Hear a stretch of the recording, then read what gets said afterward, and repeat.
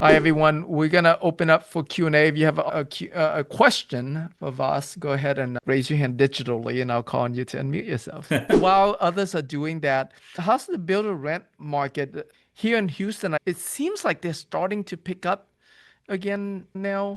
Here's the thing about market cycles, and we've had a 15-year bull market in residential, really, but we're sort of coming back down to reality here.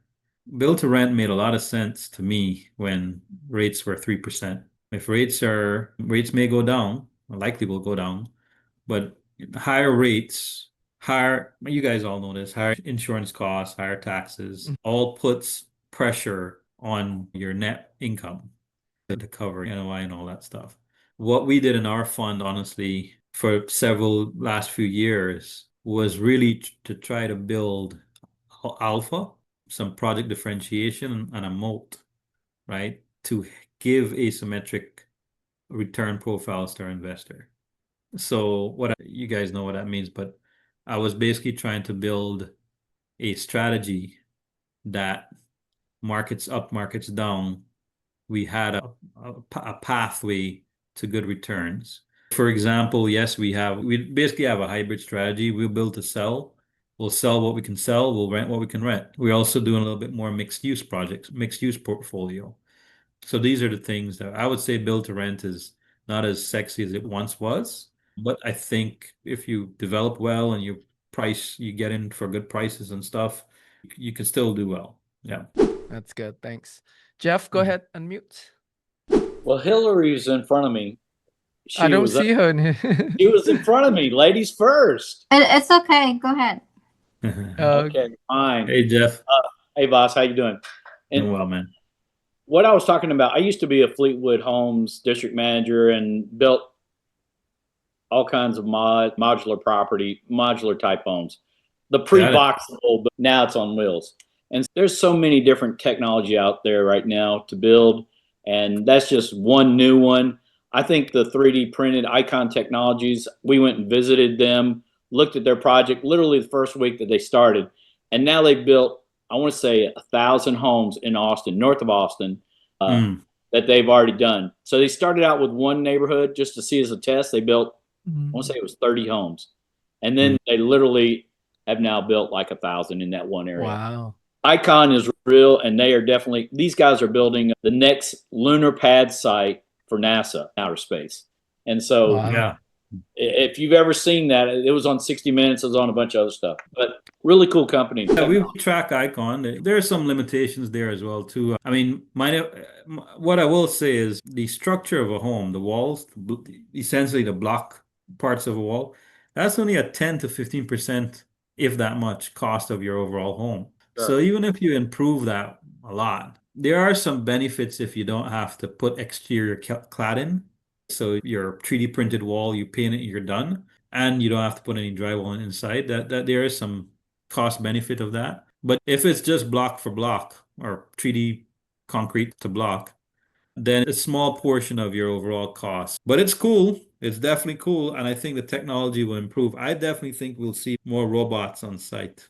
I think AI and that type of stuff it's there already. You're thinking you're going to see little robots walking over and hammering in nails? Look, I'm a big construction guy, so I track a whole bunch of stuff, and the amount of battery powered tools to do every little thing that there is now.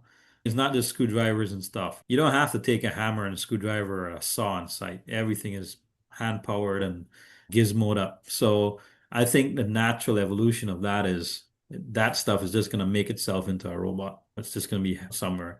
Look like it's not going to be the Terminator walking on hands and things. It's just going to be a machine that can do a few things for you. I think. We'll see. I think you're going to see somebody's got to run it, and somebody's got to be able to punch it in the code to make it work. And that may Yeah. be you, or that may be some other guy, but they might have less dudes on the site. But post Yeah. construction, to build a home, it probably takes 250 different trades and everything else, tradesmen, laborers, everything today. But Mhm. 90 days is a fast built house in DR Horton terms, and Lennar Yeah. and KB Homes and that kind of stuff. Usually 120 days now in our area. And so Yeah. there's some new technology, but man, I would like to see modular homes. Heck, we could build them in 3 days, put them on site. Yeah. If the Yeah. slab was there, all they had to do was set it, stick it, and be done. I And had a an week would interesting be done. call with a gentleman that's they're basically looking at reducing all the cladding that they would have on the finishes. We have some drywall and they're like, hey, what if you have no drywall and you're just direct to concrete and everything and it still looks nice? I don't know how it'll play out. They're looking at more a luxury price point. Yeah. Anyways. I was just saying, I think there's so much new technology, and I think the building industry has had leaps and bounds. But I'm really excited to see what the next leap is going to be. I think Absolutely. from the civil standpoint, I mean, we have a development deal that I'm in the process of, I heard that. and Yeah. new rules the city's now requiring. The state is changing what the rules for commercial property in Texas, and now the cities are fighting that. And so what Oh, we could wow. used to build garden style, now we have to build 6 stories minimum Oh, wow. Oh, wow. to build apartments. That's the new rule. I just literally, the state of Texas passed that August, and September 1 that went into effect. That sounds like Houston, it's great for developer if you can fill it. the challenge is getting, they want it to be steel and glass versus sticks and bricks, which means Right. I'm Oh, going from Mm, $220 a foot to $350 a foot. And if I'm yeah. geez. building Yeah. high rise, it could be $500 a foot. And it comes down, it's 500 to 1,000, depending on what you build, how Wow. high you go. This So Yeah. must be That, like, this must be very near downtown or something. That sounds a uh, pretty big requirement. I have a client that's building garden style 4 stories apartments, and they built 9 of these type buildings using the HUD loans. And if it's now in the state of Texas due to the SB 840 law, and you can look at that if you're in Texas, SB 840. If it's commercial land, it's in their hot zone, in their heat map, where you have 300,000 people in the state, in a Mm, city, and it meets certain requirements, then if it's commercial, unless it's zoned office, or let's say it's zoned something else, it can go commercial and the city cannot say anything about the construction. It is automatically approved because the state of Texas, our governor, has said, hey, this is now going to be available for higher density. I personally think it's a way to get higher votes in certain counties to make sure elections go certain ways. That's my guess. mhm. We met Ken Paxton a few weeks ago, and I can tell you, I hinted to that, and he wouldn't tell me. But needless to say, I really think it's a way for them to mandate what's going on. And I think it's good for density, but you're going to have to go 6 stories a minimum. And that includes garage. So you could put a 4 story garage mm, and 2 stories of apartment. But Yeah. then you gotta add some other things to make it right. work. So they're going to Jeez. code it out, is what I'm saying. They're going to make Yeah. it One smart. thing about the development, there's never a dull day. There's never a dull day. It's always interesting. Always new challenges. Thank Yeah. you for what you do. Appreciate it. Thank Thanks, you. Jeff. Hillary, did you still have your question? I have some question. Hi.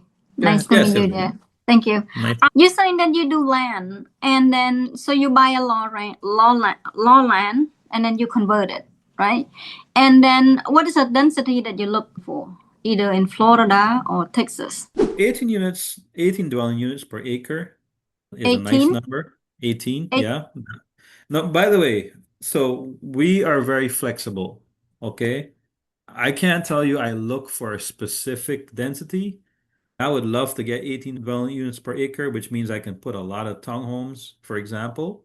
But we also have land that's 12 dwelling units per acre. And so we still have done. The point being is, again, remember when I was talking about macro to micro?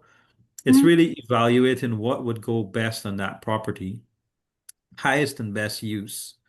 So, for example, there may be a 4 acre piece of property, and I may want to do a small subdivision of some sort, but maybe the area is a very luxury area, and 4 luxury high-end homes would work best there.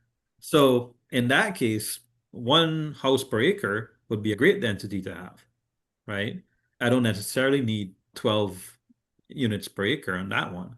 for example. Again, it's highest and best use. So it's a very moving target type of question. But I think here's a couple little tips of things I look for, honestly speaking, apart from density.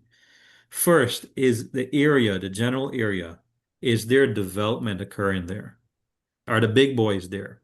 Are the KB Homes and whoever there? If they're there, they have done some research to say, hey, our homes will be absorbed in that area.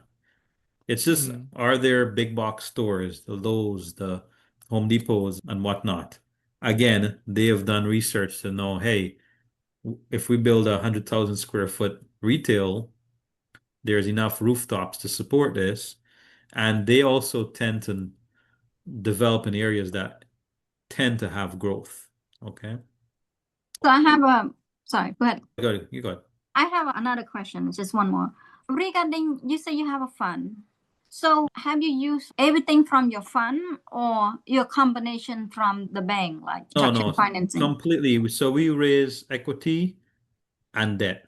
And because we focus on our land, which has we can get land 10 to 15 cents on the dollar valuation wise, or what it could be after we work it. We never had to do big raises so far, but as we do more deals, we'll have to do bigger raises. Does that answer your question? Oh, okay. Just step by step. Step by step. Yep.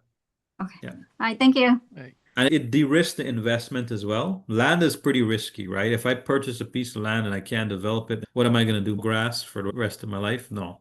So just like how land has risk, but you can mitigate that risk in steps, we also raise and deploy capital in steps. Okay. Makes sense.